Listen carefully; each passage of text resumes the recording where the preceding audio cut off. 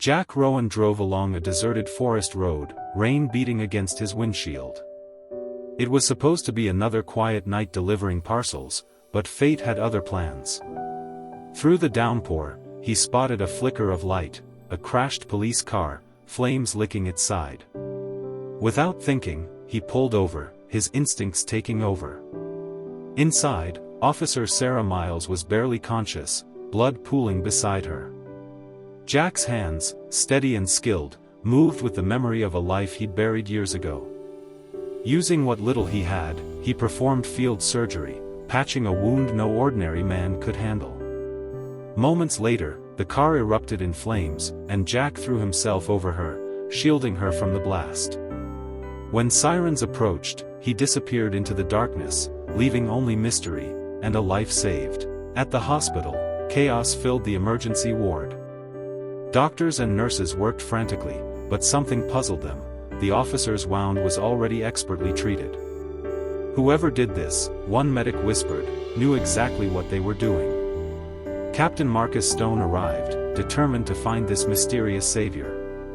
Sarah Miles, barely conscious, remembered flashes: a man's calm voice, hands steady under the rain, a symbol tattooed on his wrist. Meanwhile, across town, Jack Rowan sat quietly beside his daughter Ella, helping her with homework. His clothes were clean now, his demeanor calm, but behind his eyes flickered the storm of what he'd done. He didn't want fame, thanks, or questions. He just wanted to stay invisible, but fate was already drawing him back into the world he'd left behind. The next morning, Jack drove his delivery van through the misty streets, passing small-town shops just opening for the day. To everyone, he was just a quiet, kind delivery man. But the truth lay buried deep. Once, he was Sergeant Jack Rowan, a decorated combat medic who had seen more death than he cared to remember. His hands, once used to save soldiers in the field, now delivered packages and tied his daughter's shoelaces. He'd left that life after tragedy struck. His wife, Officer Sarah Rowan, was killed in a cartel ambush 5 years ago. That night broke something inside him. He walked away from the military, the police, and everything that reminded him of blood and duty. Now, raising Ella was all that mattered.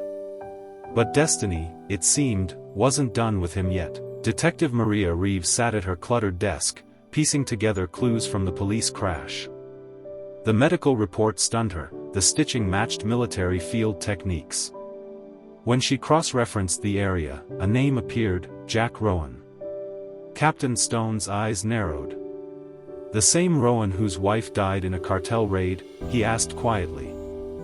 Files opened, and classified records revealed a past covered in medals and secrecy: special forces, black operations, medical commendations.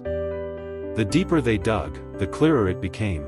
The same cartel officer Miles had been chasing was linked to the ambush that killed Jack's wife.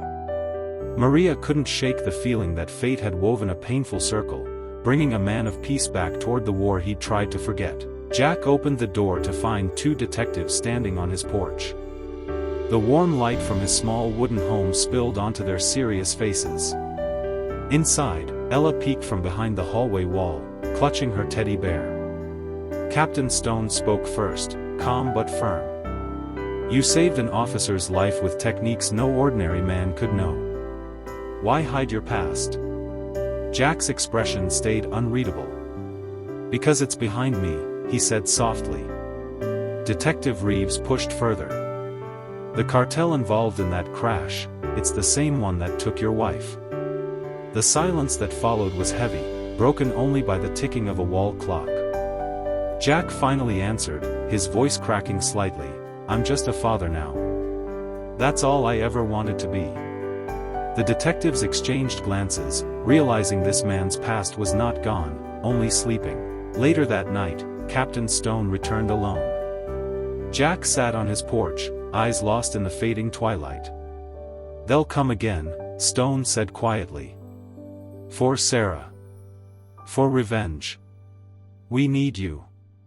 Jack stared ahead. I'm done fighting. But Stone's next words cut deep. If you don't, more fathers will bury their daughters. Jack's hands trembled. He thought of Ella, sleeping inside, her innocence untouched by the world's cruelty. Detective Reeves stepped forward. "Help us train our men. You don't need a weapon, just your wisdom." Silence stretched between them before Jack finally nodded. "I'll help. But I won't carry a gun." As the night breeze swept through the quiet street, a spark of purpose returned to his tired eyes. Redemption had found him once more.